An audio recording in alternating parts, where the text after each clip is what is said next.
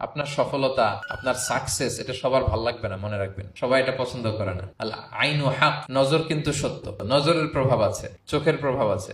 এজন্য কারো ভালো কিছু দেখলে মাশা আল্লাহ বলবেন, আল্লাহর দিকে ফিরিয়ে দিবেন ওটার কল্যাণ। কি বলবেন? একটা সুন্দর ফুটফুটে বাচ্চা দেখলে মাশা আল্লাহ। কারো সফলতা দেখলে, কারো ফার্মে গেলেন, বাগানে যেয়ে দেখলেন ফল মূল ভর্তি, কি বলবেন?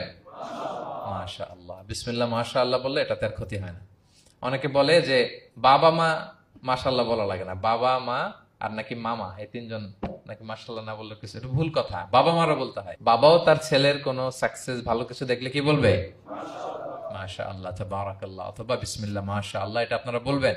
ধরেন যে আপনি কোন একটা প্রোগ্রামে বসে আছেন, আপনার পাশে যে বসে, আপনি তার দিকে এরকম 10 মিনিট তাকায় আছেন, কোনো কথা ছাড়া শুধু তাকিয়েই রইলেন। তার কি ভাল লাগবে বলেন? সে কি কমফোর্টেবল ফিল করবে? সে ভয় পাবে। সে ভয় পাবে, অস্বস্তি ফিল। আপনি কিছুই করেন নাই, না তাকে টাচ করেছেন, না ধরেছেন, ছুঁয়েছেন, কি শুধু তাকিয়ে আছেন। দেখেন নজরের কি প্রভাব।